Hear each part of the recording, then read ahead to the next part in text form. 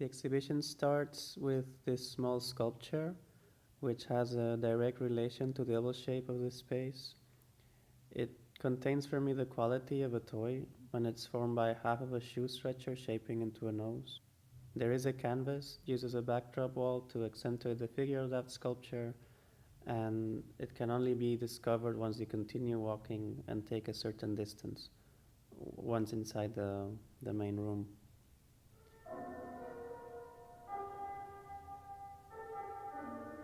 And once in the main room, however subtly, there's a shift in one's own body awareness. There's a slight sinking under one's own weight when you walk through the cardboard floor, and the fact of this somewhat organic ceiling pressing down, reducing visibility as it blocks most of the light and creates a sort of tension. I would say that the idea of weight, the weight of one's own body, but also the weight of memory in a space, the weight of air, has a certain relevance in my work, and more particularly in this exhibition context.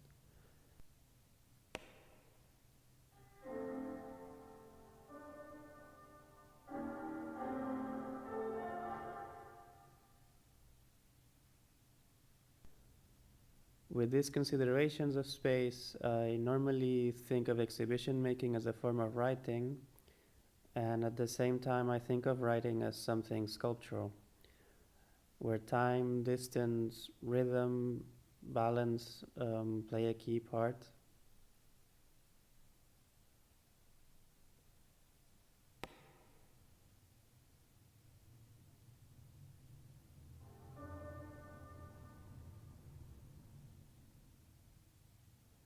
There is a slow leak from a ceiling that creates a rhythmic presence in the background, like a metronome, while gradually staining and dampening a section of the floor.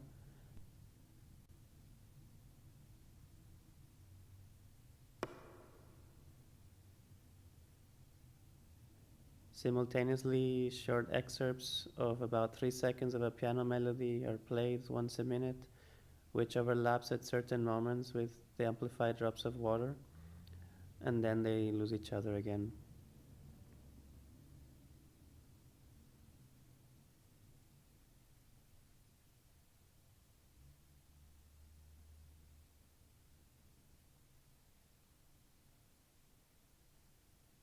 I usually consider my shows as one work.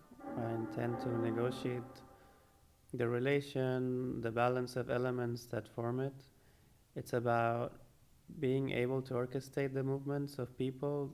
The encounters with the work is something very important for me.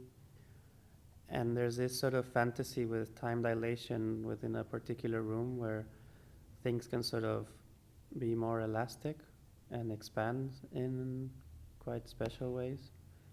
For this exhibition, I felt a need to work around the awareness of what is above and below the body, to offer an intimate space for the visitor, taking profit in the durational aspect brought by this wonderful natural light that fills the gallery, and to play with its intensities depending on the time of the day, the conditions that are outside, like basically the weather, and things that are, of course, out of my control.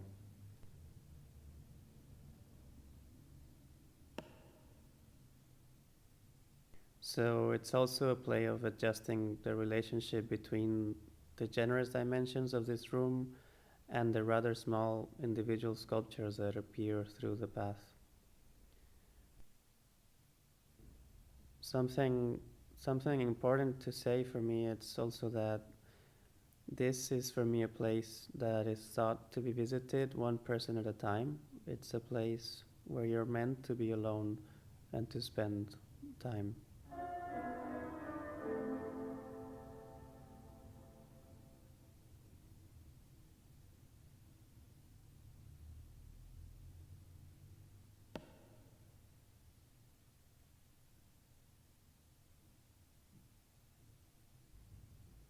I thought of this exhibition, of this work, as a transitory yet lingering moment in the fade out, like in a film when the image of a scene fades to black. but in this case, I would decide to freeze that fading just before it dissolves into total darkness.